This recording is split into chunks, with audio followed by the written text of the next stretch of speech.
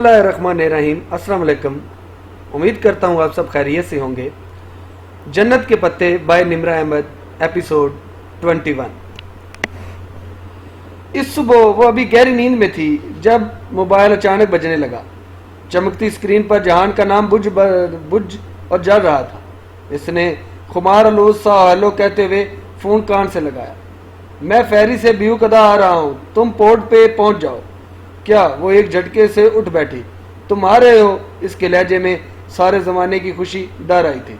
हाँ, मैंने सोचा बंदे को इतना मसरूफ भी नहीं होना चाहिए, वो हंसकर बोला और वो लिहाफ फेंक कर बाहर को भागी। आयशा किचन में काम करती नजर आ रही थी। बाहर एक कुर्सी पर बैठी नाश्ता कर रही थी। आज तुम जंगल नहीं जाओगी? बस मैंने कह दिया। हलीमा आंटी ने कहा है कि तुम्हें पूरा सबक दोबारा याद करने की ज़रूरत है। मगर आयशे, बाहर ने मुंह बसोर कर प्लेट परे हटाई। आयशे, मुझे पोर्ट जाना है। वो भागती हुई चौखट में आन रुकी। मेरा कज़न आ रहा है इस्तांबुल से।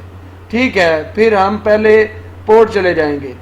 ठीक। वो अपनी खुशी छुपाती तैयार होने वापस भाग गई। 2 रोज़ कबल हलीमा आंटी ने आयशा के हाथ से इसके लिए एक मैरून रंग का शीशों का काम वाला कुर्ता भेजा था। उसने नीली जीन्स पे वही घुटनों तक आता कुर्ता पहन लिया और घने बाल खुले छोड़ दिए। कंधों पे इसने आयशा का मैरून पौंचू पहन लिया था। बारे को हलीमा आंटी के पास छोड़कर वो दोनों फेरी पोर्ट पर आ गईं। फेरी अभी 5 मिनट कबल पहुंचा था। टूरिस्ट का एक समंदर इससे उतर रहा था। वो आंखों से ये हाथ का साया किए फेरी से उतरने वाले लोगों को मुतलाशी निगाहों से देखने लगी। तभी इसे जहान नजर आया। वो नीली जीन्स की जेबों में हाथ डाले सामने से हाथ चलता हुआ आ रहा था। इसने भी ऊपर मैरून स्वेटर पहन रखा था। जहान को अपने करीब देखकर वो बेख्तियार मुस्कुरा दी। जहान, ओवर हियर। इसने हाथ ऊंचा करके हिलाया। जहान ने देख लिया था, तभी धीमा सा मुस्कुराता इनकी तरफ आ गया। वाह, तुम तो टाइम पे पहुंच गई। थैंक्स। ये मेरी फ्रेंड है आयशा गुल, मैं इसी के साथ रह रही हूँ। और आयशा, ये मेरा कज़न है जहान सिकंदर। अस्सलाम वालेकुम। आयशा ने अपने नरम मजली खुश अखलाक अंदाज में सलाम किया। वालेकुम सलाम। इसने मुस्कुराते हुए सर को जुम्बश दी। तो तुम इनकी बिन बुलाई मेहमान बनी हुई हो? अरे नहीं, बिन बुलाई क्यों? हमने तो या को बज़िद इसरार चंद दिन इधर रुकने का कहा था। आयशा जरा झिंप गई। फिर थोड़ी देर ही वो रुक पाई कि उसे जंगल जाना था और वो चली गई। तो वो दोनों बंदरगाह से हटकर सड़क की तरफ आ गया। मैरून और नीले रंग में मलबूस वो सड़क के किनारे चलते बिल्कुल एक से लग रहे थे। तुम्हारा फ़ोन इतना अफरा तफरी में आया कि मैं नाश्ता भी ना कर सकी। मेन बाज़ार में रेस्टोरेंट के खुले फ्रंट से इश्तहा अंगेज सी खुशबू बहर आ रही थी। फिर जाओ, मेरे लिए भी नाश्ता ले आओ, मगर पे मैं करूँगा। उसने वर्ड निकाल कर चंद नोट निकाले। तुर्क रस्म और रवाज के मुताबिक अदायगी हमेशा मेज़बान करता है, और इधर मेज़बान मैं हूँ जहान। छोड़ो तुर्क रस्म को, हम पाकिस्तानी हैं। शुक्र तुम्हें याद तो रहा। इसने नोट पकड़े और रेस्टोरेंट की कतार की सिमत चली गई। वहाँ सड़क के एक तरफ रेस्टोरेंट थे और दूसरी तरफ कतार में बेंच और मेज़ें ऐसे लगी थी कि जैसे किसी चर्च में लगी होती है। दरमियान में खुली सरमाई सड़क थी जो गुज़श्ता रात की बारिश से अभी तक नम थी। जहान एक बेंच पर बैठ गया और कोनिया मेज पर रख के दोनों मुट्ठियां बाहम मिलाकर होंठों पे रखे इसे देखने लगा, जो सड़क के पार एक रेस्टोरेंट के सामने खड़ी थी।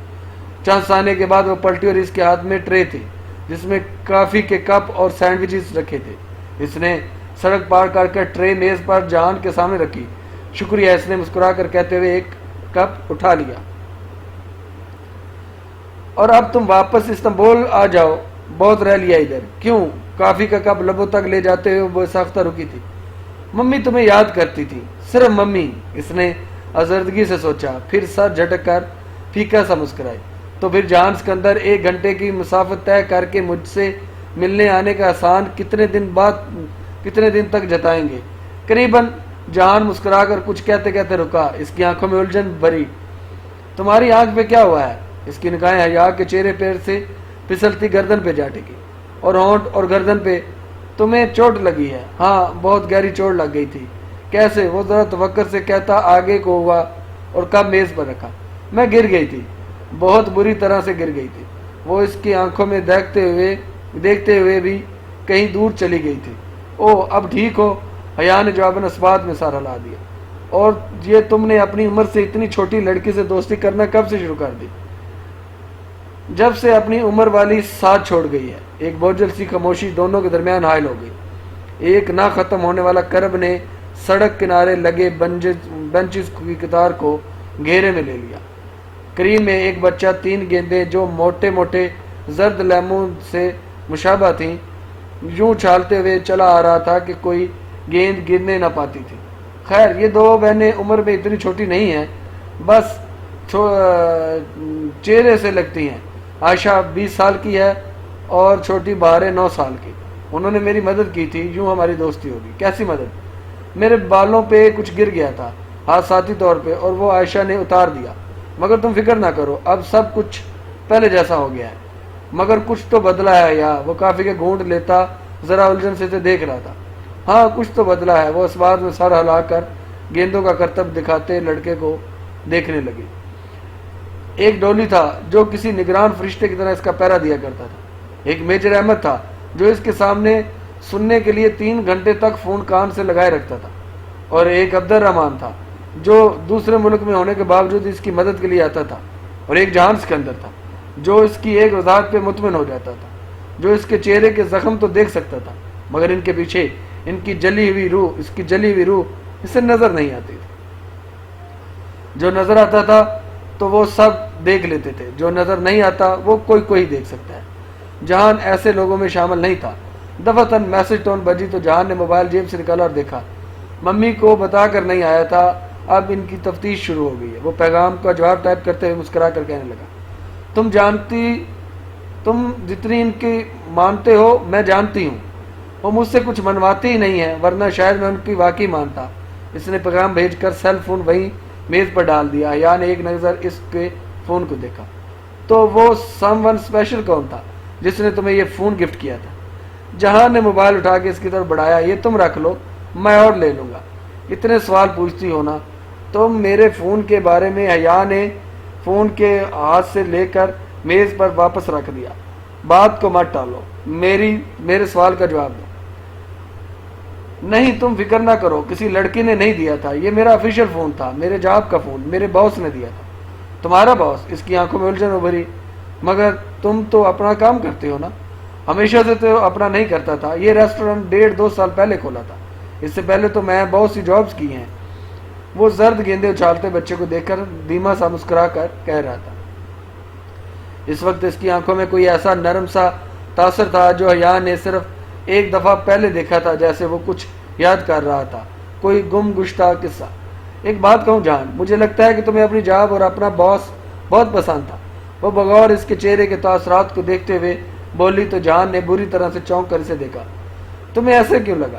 کیونکہ ابھی اپنے باس اور جاب کا ذکر کرتے ہوئے تمہاری آنکھوں میں جو چمک اور محبت دار آئی ہے نا، یہ میں نے پہلے تب دیکھی تھی جب تم ہمارے کچن میں مجھے اس اسپیشل گفٹ کے بارے میں بتا رہے تھے، اور اب بھی یہ سب کہتے ہوئے تمہارا چہرہ ایک دم سے اتنا گلو کرنے لگا کہ مجھے لگا کہ اس ذکر سے خاصا وابستہ کو خاص یاد تمہارے ذہن میں چل رہی ہے۔ تم میرے چہرے پڑھنے لگ گئی ہو۔ وہ جیسے سنبھل کر مسکرایا۔ بتاؤ نا، تمہیں اپنی پچھلی جاب بہت پسند تھی؟ ہاں بہت زیادہ، بڑے عیش تھے تب، اپنی راجدھانی تھی، اپنی جگہ کی بات ہی کچھ اور ہوتی تھی، اور اپنے چہرے کے تاثرات کو ہموار رکھے دوبارہ کہیں پیچھے نہ جانے کی کوشش کر رہا تھا۔ تو وہ جاب کیوں چھوڑ دی؟ بعض دفعہ انسان کو بہت کچھ چھوڑنا پڑتا ہے، اپنی سلطنت سے خود کو جلا وطن کرنا پڑتا ہے۔ ان شہزادوں کے جزیروں کو ترک میں ادالار کہتے ہیں، کیونکہ یہاں ان شہزادوں کو جلا وطن کر کے بھیجا جاتا ہے جو سلاطین کو اپنے تخت کے لیے خطر لگتے تھے۔ اب وہ بات کو کہیں اور لے گیا۔ ہاں، اور میں سوچتی ہوں جہان، وہ جلا وطن شہزادے اپنے پرانے شاہانہ دور کو کتنا یاد کرتے ہوں گے، اور جو خود کو خود ہی جلا وطن کرتے ہیں ان کی یاد میں تکلیف بھی در آتی ہے۔ پھر اس نے دھیرے سے سر جھٹکا۔ آؤ سمندر پہ چلتے ہیں۔ کچھ دیر بعد وہ دونوں ساحل سمندر پہ پتھروں کے قطار پہ چڑھ رہے تھے۔ ہوا سے حیا کے بال اڑ کر جہان کے کندھے سے ٹکرا رہے تھے، مگر وہ انہیں نہیں سمیٹ رہی تھی۔ وہ بھی خاموشی سے جینس کی جیبوں میں ہاتھ ڈالے، سر جھکائے قدم اٹھا رہا تھا۔ تمہارا ریسٹورنٹ کیسا جا رہا ہے؟ رینوویشن کروا رہا ہوں اور میری لینڈ لائن بھی کوئی لائر کر رہی ہے میرے خلاف۔ میری یہ سمجھ میں نہیں آتا کہ اس کے پاس ایک دم سے خود کا اتنا پیسہ کہاں سے آ گیا کہ وہ اتنا مہنگا لائر کر سکے۔ حیا کا دل آزردگی کے سمندر میں ڈوب کر ابھرا۔ وہ جانتی تھی کہ اچانک سے اس کے پاس پیسہ کہاں سے آیا اور وہ سب اس کی غلطی تھی۔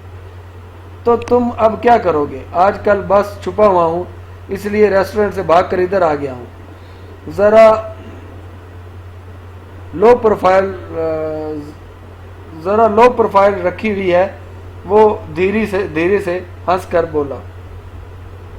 تو تم اس سے اتنا ڈرتے ہو؟ ڈرتا تو میں فرقان ماموں اور سائمہ مامی کے سوا کسی سے نہیں ہوں۔ سمندر کی ایک تیز لہر آئی اور ان کے قدموں کو بھگو کر واپس پلٹ گئی۔ فرقان ماموں کی بیٹی کی منگنی ہو رہی ہے، اسے اچانک یاد آیا۔ حیا حیرت سے رک کر اسے دیکھنے لگی۔ ارم کی؟ کب؟ کس سے؟ کل رات مامی کا فون آیا تھا ممی کو، انہوں نے ہی بتایا تھا۔ فنکشن تو معلوم نہیں کب ہے، البتہ رشتہ طے ہو گیا۔ مگر کس سے؟ فرقان ماموں کے کسی دوست کی فیملی ہے، زیادہ تفصیل مجھے نہیں معلوم، وہ شانے اچکا کر بولا۔ وہ دونوں پھر سے چلنے لگے تھے۔ ارم نہیں مانی ہوگی، تایا نے زبردستی کی ہوگی، وہ یہی سوچ رہی ہوگی۔ تمہیں پتہ ہے جہان، اماں ابا اور تائی کی بڑی خواہش تھی کہ ارم کا رشتہ روہیل سے ہو۔ اب پتہ نہیں تایا تائی نے کہیں اور کیوں رشتہ کر دیا، مگر روہیل تو… وہ کچھ کہتے کہتے ایک دم رکا۔ زندگی میں پہلی دفعہ اسے لگا کہ جہان کے لبوں سے کوئی بات غیر ارادی طور پر پھسلی تھی۔ مگر روہیل کیا؟ وہ چونک کر اسے دیکھنے لگی۔ روہیل کی تو ابھی کافی سٹڈیز رہتی ہیں، وہ بات بدل گیا تھا۔ وہ شرطیہ کہہ سکتی تھی، روہیل کی پڑھائی ختم ہو چکی ہے، جب میں پاکستان واپس جاؤں گی وہ تب آنے والا ہوگا۔ جواباً جہان نے ایک گہری پرکھتی نظر اس پہ ڈالی۔ تمہارا روہیل سے رابطہ ہے جہان؟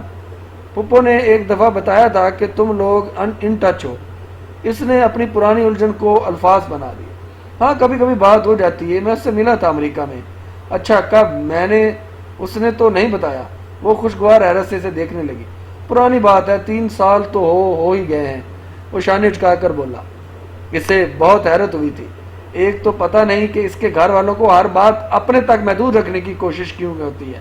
ابھی پاکستان میں اس نے اماں سے اسکندر انکل کے کیس کا پوچھا تو اسے معلوم ہوا کہ اماں ابا کو سب کا پتہ تھا، اور اب روہیل جہان سے بھی مل چکا تھا، مگر اس نے کبھی نہیں بتایا۔ آج تو وہ روہیل سے ضرور پوچھے گی، اس نے تہیہ کر لیا تھا۔ لہریں اس طرف امڑ کر ان کے پیر چھو رہی تھی۔ جہان تم نے کبھی سیپ چنے ہیں؟ یا سیپ ہوتے ہیں؟ وہ ذرا حیران ہوا۔ ہاں تمہیں نہیں پتا، آؤ سیپ چنتے ہیں، ان سے موتی نکلیں گے۔ واقعی؟ اب دیکھتے ہیں کہ تمہارا موتی نکلتا ہے یا نہیں۔ وہ چیلنجنگ انداز میں مسکراتی آگے بڑھ گئی۔ ان دونوں کو ایک ایک سیپ بھی ملی۔ حیا نے دور بیٹھے ٹورسٹ کو ایک ٹولی سے ایک بڑا چھرا لیا جو وہ فروٹ کاٹنے کے لیے لاتے تھے۔ جہان کے پاس واپس پتھروں پر آ بیٹھی۔ پہلے اس نے اپنی سیپ کھولی، وہ خالی تھی۔ اس نے مایوسی سے چھڑا جہان کی طرف بڑھا لیا۔ جہان نے بلیڈ سیپ کے خول کے درز میں رکھ کر احتیاط سے کاٹا اور کتاب کی مانند اسے کھول لیا۔ حیا نے گردن آگے کر کے دیکھا کہ مولسک کے خون آلود لوتھڑے کے عین اوپر قطار میں مٹر کے دانوں جتنے 3 سفید موتی جگمگا رہے تھے۔ متحیر سی ان چمکتے موتیوں کو دیکھ رہی تھی۔ جہان نے چھری کی نوک سے موتی اکھاڑے اور ان کو پانی سے دھویا اور جیب سے ایک ٹیشو نکال کر ان میں لپیٹا۔ یہ تمہارے ہوئے۔ اس نے ٹیشو حیا کی طرف بڑھایا۔ اس نے دھیرے سے نفی میں سر ہلایا۔ تم اتنے قیمتی موتی کسی دوسرے کو کیسے دے سکتی ہو؟ وہ ابھی تک اسی لمحے کے زیر اثر تھی۔ یہ لڑکیوں کے شوق ہوتے ہیں، میں ان کا کیا کروں گا؟ وہ لاپرواہی سے بولا تھا۔ تمہیں نہیں معلوم کہ اگر یہ بارے گل کے نکلتے تو اس کے لیے کتنی قیمتی ہوتے؟ اس کی زندگی کا واحد مسئلہ موتی ہے جو اس کے سیب سے کبھی نہیں نکلتے۔ اس نے بے دلی سے ٹیشو تھام لیا۔ اسے اپنے نکلے موتیوں سے زیادہ خوشی کوئی شے نہیں دے سکتی تھی۔ شام میں وہ عائشہ کے لیپ ٹاپ کے سامنے بیٹھی روہیل سے اسکائپ پہ بات کر رہی تھی۔ جہان دوپہر میں ہی واپس چلا گیا تھا اور اس کے بعد سیدھی گھر آ گئی تھی۔ جب تک روہیل آن لائن نہیں ہوا وہ سوچتی رہی تھی کہ 3 سال پرانی بات روہیل نے کبھی کیوں نہیں بتائی۔ 3 سال پہلے کیا کبھی اس نے اشاروں کنایوں میں بھی بتایا کہ اسے سبین پھپھو کا بیٹا ملا تھا؟ اس کی ہر سوچ کا جواب نفی میں تھا۔ 3 سال پہلے ان کی زندگی میں کیا ہو رہا تھا؟ وہ شریعہ لا کے دوسرے سال میں تھی اور ان کے ایک دور کے چاچا کی شادی ہوئی تھی، ان کے دور کے چچا کی شادی ہوئی تھی، اور روہیل نے ایک دن بہت ہنگامی انداز میں کال کر کے ابا سے پیسے مانگے تھے۔ وہ ایک دم سے چونکی۔ 3 سال قبل ایک دن روہیل کا اچانک ہی فون آیا تھا اور اس نے ابا سے 2-3 لاکھ روپے منگوائے تھے۔ ابا میں جھوٹ نہیں بول رہا، مجھے واقعی ضرورت ہے۔ اور ہر کیوں کے جواب میں وہ یہ کہتا کہ پاکستان آ کر بتاؤں گا۔ حیا کو اس کی پریشانی دیکھ کر پکا یقین تھا کہ اس نے کسی دوست کی کوئی قیمتی شے گم کر دی ہے اور اس کی قیمت بھرنے کے لیے مانگ رہا ہے۔ پھر پتہ نہیں روہیل نے ابا کو وجہ بتائی یا نہیں، مگر اب سارے معاملے کو دوبارہ یاد کرتے ہوئے وہ سوچنے لگی کہ کیا ان دو واقعات کا کوئی باہمی تعلق تھا۔ سیدھا پوچھا تو روہیل شاید چھپایا جائے، سو اسے اندھیرے میں نشانہ باندھنا پڑے گا۔ روہیل آن لائن آ گیا تھا اور اب اس کا چہرہ اسکرین پر نظر آ رہا تھا۔ رسمی باتوں کے بعد اس نے بغیر کسی تمہید کے پوچھا، تم نے جہان کا کون سا نقصان بھرنے کے لیے ابا سے پیسے منگوائے تھے؟ لمحے بھر کو تو روہیل کی سمجھ میں نہیں آیا کہ وہ کیا کہہ رہی ہے۔ پھر وہ ذرا حیرت سے بولا، یہ تم سے کس نے کہا ہے؟ تم پہلے میرے سوال کا جواب دو۔ تم سے جہان کا کوئی نقصان ہوا تھا نا؟ جب وہ تمہارے پاس امریکہ آیا ہوا تھا تو تم نے ابا سے پیسے منگوائے تھے۔ وہ اندر ہی اندر خود میں کڑ رہی تھی کہ اسے کیا پتہ ایسی کوئی بات ہی نہ ہو۔ تم سے یہ جہان نے کہا ہے؟ وہ چمبے سے پوچھ رہا تھا۔ جس نے بھی کہا ہے، تم میرے سوال کا جواب دو روہیل۔ وہ چند لمحے خاموش رہا جیسے ششو پنج میں ہو۔ تم جہان سے کیوں نہیں پوچھ لیتی؟ وہ سب کچھ بتا چکا ہے، مگر تم سے اس لیے پوچھ رہی ہوں کہ یہ جان سکوں کہ میرا بھائی مجھ سے کتنا جھوٹ بول سکتا ہے۔ وہ تلخ لہجے میں کہہ کر اس نے روہیل کے چہرے کو دیکھا۔ وہاں واضح تلملاہٹ در آئی تھی، جذباتی بلیک میلنگ کام کر گئی تھی۔ بات جھوٹ بولنے کی نہیں، وہ مجھے پتا ہے اور اس نے تمہیں کچھ نہیں بتایا۔ وہ بتائے گا بھی نہیں کیونکہ اس نے مجھے بھی منع کر رکھا ہے۔ پھر بھی میں تمہیں بتائے دیتا ہوں۔ پھر وہ ذرا توقف سے بولا، وہ ایک رات کے لیے بہت اچانک میرے پاس آیا تھا۔ اس کے بائیں کندھے پہ گولی لگی تھی۔ وہ اسے بر وقت طبی امداد چاہیے تھی، مگر وہ اسپتال نہیں جانا چاہتا تھا۔ سو اس کے کہنے پہ میں نے اپنی ایک ڈاکٹر فرینڈ کو بلایا تو تب اپنی ریزیڈنس کر رہی تھی۔ اس نے میرے اپارٹمنٹ پہ جہان کو ٹریٹ کیا اور بینڈیج وغیرہ کیا۔ پھر جہان نے مجھے بس اتنا بتایا کہ اس کے پیچھے کوئی ہے اور وہ کسی سے بھاگتا پھر رہا ہے۔ اس کے پاس ترکی کے ٹکٹ کے پیسے بھی نہیں تھے، سوائے اس کے پیسے مانگنے پہ میں نے ابا سے کہا کہ راتوں رات پیسے ارینج کیے تھے۔ وہ صبح ہوتے ہی واپس ترکی چلا گیا تھا، پھر ہفتے بعد اس نے پیسے واپس بھجوا دیے۔ بس یہی بات تھی۔ وہ حق دق سے سنے جا رہی تھی۔ ابا کو پتہ ہے اس بات کا؟ نہیں، اور تم مت بتانا، وہ پہلے ہی جہان سے متنفر رہتے ہیں۔ یہ بات بتائی تو وہ تو بس جہان کی لاپرواہی کی وجہ سے اسے کھنچے سے تھے، مگر اب ایسا نہیں ہے۔ نہیں، وہ کسی اور بات پہ اس سے برگزشتہ تھے۔ اب مت پوچھنا کہ وہ کیا بات تھی، میں ابھی جلدی میں ہوں، بعد میں بتا دوں گا، مگر اتنا یقین رکھو کہ وہ جس زخمی حالت میں میرے پاس آیا تھا مجھے وہ اسی دن سے اچھا لگنے لگا تھا، اور میں یہ وثوق سے کہہ سکتا ہوں کہ وہ سچ بول رہا تھا۔ اس لیے اس نے اس رات مجھے کہا تھا کہ Rohail, I am not the bad guy, بلکہ جو میرے پیچھے ہیں وہ برے ہیں۔ اور وہ دوسری بات اس نے اصرار کرنا چاہا، مگر روہیل سے کوئی موقع دیے بغیر بیس سے اپنی چیزیں سمیٹنے لگا اور اسے بیٹھ جانا تھا۔ وہ جلدی میں تھا۔ حیا بے دلی سے لاگ آؤٹ کیا اور اس کا دل ایک دم بہت بہت جلد ہو گیا تھا۔ اس کے گھر والے اس کو چھوٹا سمجھ کر اس سے اتنی باتیں چھپاتے کیوں تھے آخر؟ عائشہ نے لیٹے ہوئے بھارے پہ کمبل برابر کیا، پھر ایک نظر سے اسے دیکھا جو بھارے کی طرف لیٹی چھت کو تکے جا رہی تھی۔ وہ تینوں یوں سوتی کے بھارے درمیان میں ہوئی۔ اس نے عائشہ کی نگاہوں کا ارتکاز محسوس کیا تو شاید وہ اسے پکارنے کا ارادہ پہلے سے رکھتی تھی۔ کہو عائشہ، پہلو کے بل لیٹی نرمی سے بھارے گھنگریالے بالوں کو سہلا رہی تھی۔ میرے سیب سے موتی کیوں نہیں نکلتے؟ میں اتنا جھوٹ تو نہیں بولتی۔ وہ چھت کو تکتی کہنے لگی، تم بھارے کے فلسفے کو ذہن سے نکال دو، یہ تو رزق ہوتا ہے، کبھی نکل آتا ہے تو کبھی نہیں۔ چند لمحے کمرے کی تاریکی میں ڈوب گئے جس میں سبز نائٹ بلب کی مدھم روشنی پھیلی ہوئی تھی۔ بھارے کی بند آنکھوں سے سانس لینے کی آوازیں ہولے ہولے ابھرتی رہی تھی۔ عائشہ، اس نے اس طرح چھت کو تکتے ہوئے پھر سے پکارا، کیا مجھے دنیا دھوکے میں ڈال رکھا ہے؟ تمہیں کیا لگتا ہے؟ پتہ نہیں، مجھے لگتا ہے جیسے میں بہت دور نکل آتی ہوں، اتنی دور کہ میں ان باتوں سے خود کو ریلیف نہیں کر پاتی جو تمہارے زندگی کا حصہ ہے۔ حیا دور ہمیشہ ہم جاتے ہیں، اللہ دور نہیں جاتا۔ وہ نگاہوں کا زاویہ موڑ کر عائشہ کے سوالیہ انداز میں کو دیکھنے لگی۔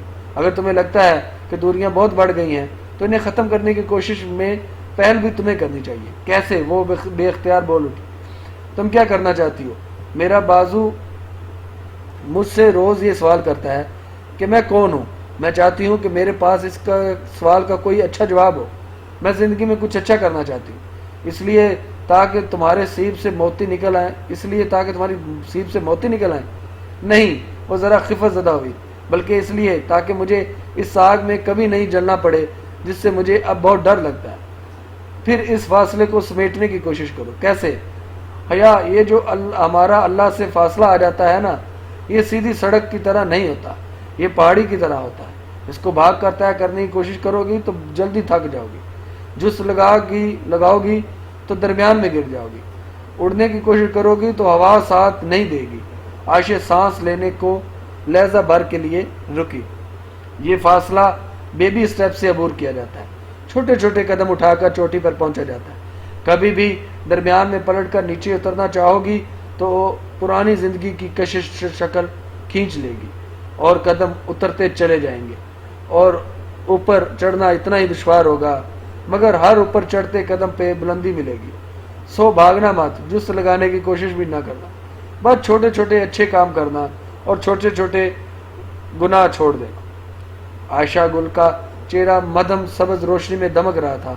وہ اتنا نرم بولتی کہ لگتا جیسے گلاب کی پنکھڑیاں اور اوپر سے گر رہی ہوں، جیسے شہد کی ندی بہہ رہی ہو، جیسے شام کی بارش کے ملائم قطرے ٹپک رہے ہیں۔ تو میں کیا کروں؟ تم اپنی کوئی بہت محبوب شے اللہ تعالیٰ کے لیے قربان کر دو۔ اس کی بات پر حیا نے لمحے بھر کے لیے سوچا، اس کے پاس ایسی کون سی شے تھی؟ سبانچی کے ڈوروں میں میرے پاس ایک ڈائمنڈ رنگ پڑی ہے، وہ بہت زیادہ قیمتی ہے۔ قیمتی چیز نہیں، محبوب چیز قربان کرو۔ ضروری نہیں کہ تمہاری محبوب چیز قیمتی بھی ہو۔ وہ مسکرا کر بولی، اور میں بتاؤں کہ تمہاری محبوب ترین شے کیا ہے؟ کیا؟ تمہاری انا۔ تم اسے قربان کر دو۔ مگر کس کے لیے؟ وہ ذرا حیرت سے بولی۔ اپنے چاچا کی کسی بیٹی کے لیے۔ تمہارے کوئی چاچا اور ان کی بیٹیاں ہیں؟ حیا نے دھیرے سے اس بات میں سارا لایا۔ تم ان کے لیے وہ کرو جو تم کبھی نہیں کرتی۔ سب سے مشکل قربانی دینا چچوں کے بچوں کے لیے ہوتا ہے، کیونکہ سب سے زیادہ مقابلہ ان سے رہتا ہے اور سب سے زیادہ ناقدرے بھی وہی ہوتے ہیں۔ میں ان کے لیے کیا کروں؟ میں ان سے کبھی زیادتی نہیں کرتی، بس میں ان کے طنز کے جواب میں زبان پہ آئے طنز کو روک نہیں پاتی۔ حیا، یہ جو چھوٹے چھوٹے طنز اور تانے ہوتے ہیں نا، ان سے بچا کرو۔ مکہ میں چند بڑے بڑے سردار تھے جو یوں ہی چھوٹے چھوٹے طنز کر جاتے تھے۔ پھر کیا ہوا؟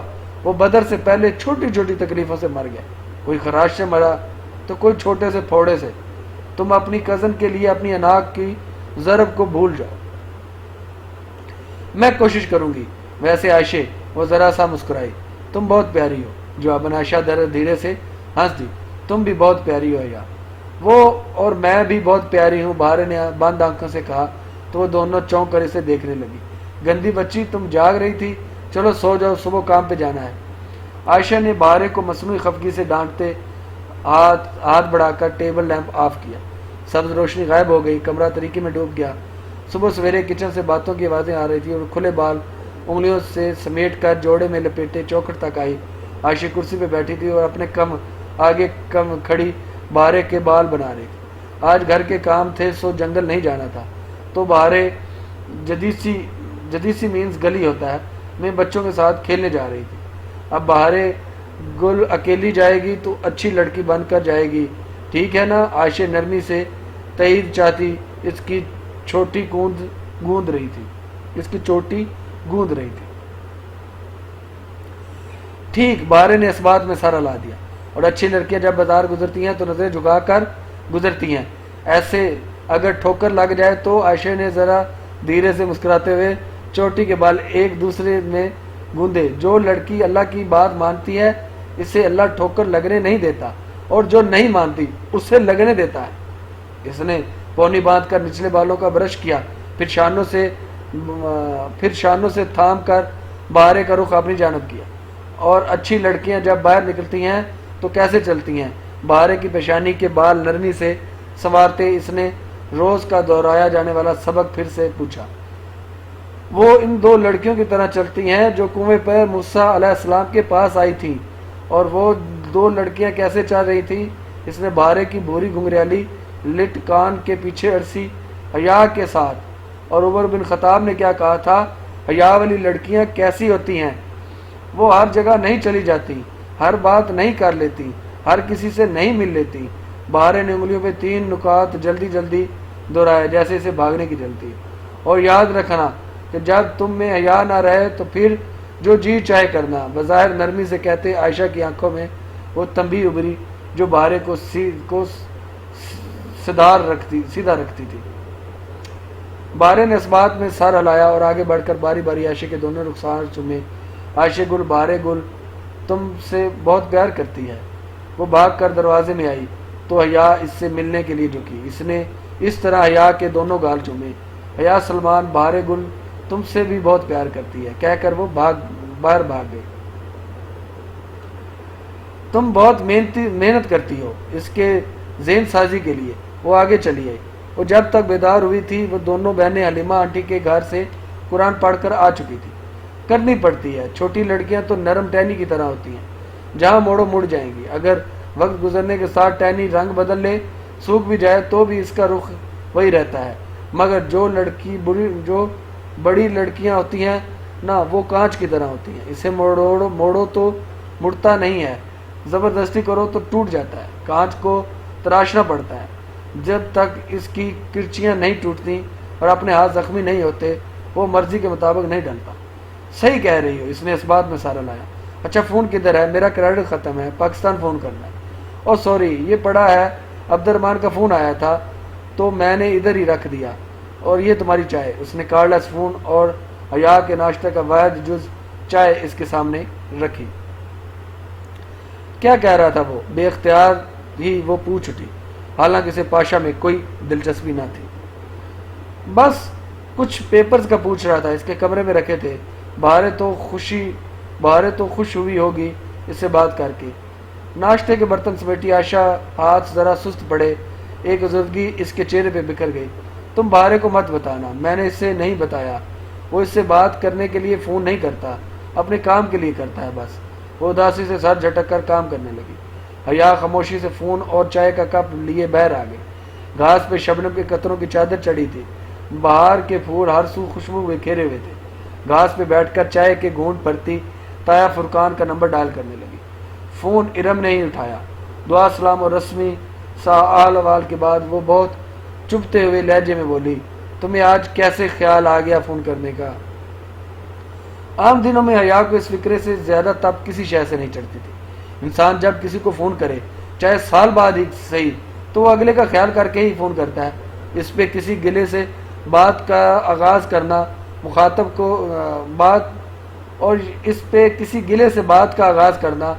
مخاطب کو یہ کہنے کے برابر ہے کہ آئندہ یہ خیال کرنے کی ضرورت بھی نہیں ہے۔ مگر اس نے اب زندگی میں اتنی تکلیف سہ لی تھی کہ اسے محسوس نہیں ہوا، یا پھر وہ خود ہی نظر انداز کر گئی۔ ٹھیک کہہ رہی ہو، میں بھی بس مصروفیت کے باعث کر نہ پاتی۔ تم سناؤ کیسی ہو؟ ہاں، منگنی کی بہت مبارک ہو۔ بہت شکریہ۔ ارم کا لہجہ خاصا رکھا تھا۔ چند چھوٹی چھوٹی نرم سی باتیں کر کے، ارم کی چھوٹی چھوٹی تند باتوں کو نظر انداز کر کے اس نے فون رکھا تو اس کا دل پہلے سے بہت ہلکا تھا۔ اس روز شام میں عائشہ بہارے جب اپنے جاننے والوں میں کسی کی فوتگی پہ گئی تھی تو یا نے گھر ٹھہرنا زیادہ مناسب سمجھا، مگر اب تنہائی کاٹ کھانے کو دوڑ رہی تھی۔ وہ سارا دن اکٹھی ہوتی تھی، پھر رات کو ہوٹل گرینڈ کے گارڈز گیٹ پر اور 2 گارڈز جدیسی کے سرے پر آ کر پہرا دیتے تھے، تو ایک تحفظ کا احساس گھیرے رہتا تھا۔ البتہ اب وہ بہت تنہائی محسوس کر رہی تھی۔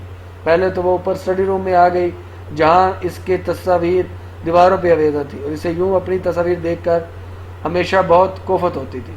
وہ میٹرو اسٹیشن کی سیڑھیوں کے دانے پہ ذرا سی لڑکھڑائی تھی، ٹوٹی سرخ جوتی پاؤں سے لٹک رہی تھی۔ وہ اپنے سنہرے سکوں والے فراق میں پاشا کی سیاہ کار سے نکل رہی تھی۔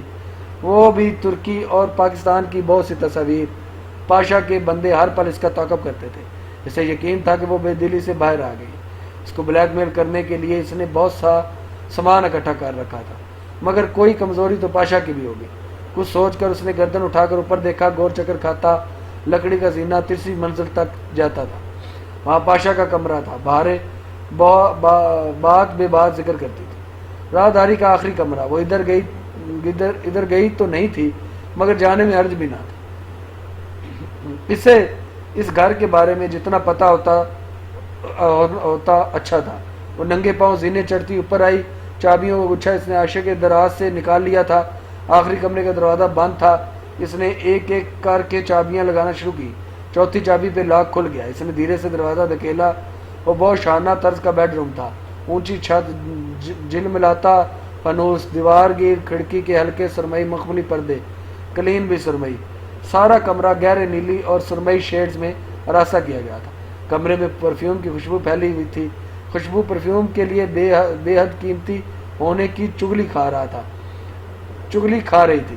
اس نے ڈریسنگ ٹیبل پہ رکھی نازک شیشوں کو دیکھا. اس سے ایک مہنگا پرفیوم ادھر رکھا تھا. وہ ادھر ادھر کمرے میں ٹہلتی ہر شے کا جائزہ لیتے ہوئے الماریوں کی طرف آئی. ایک ایک کر کے اس نے 5 پٹ کھولنے کی کوشش کی.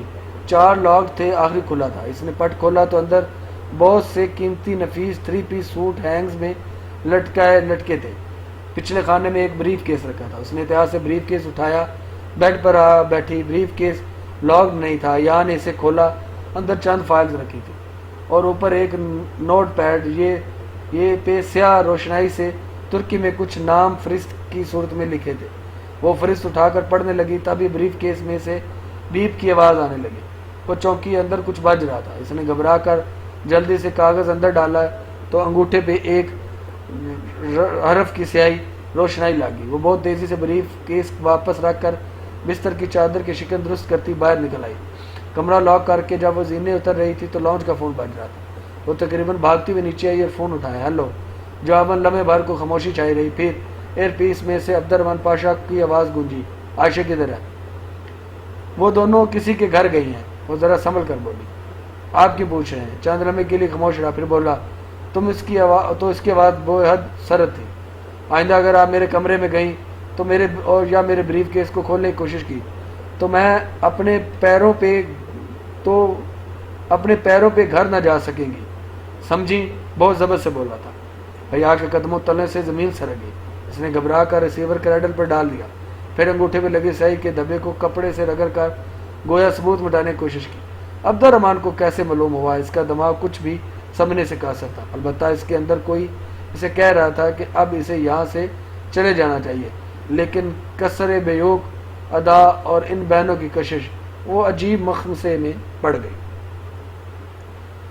ابھی تک جن لوگوں نے میرا چینل سبسکرائب نہیں کیا، میں ان سے ریکویسٹ کرتا ہوں کہ میرا چینل سبسکرائب کر دیں اور بیل آئیکن کو دبا دیں.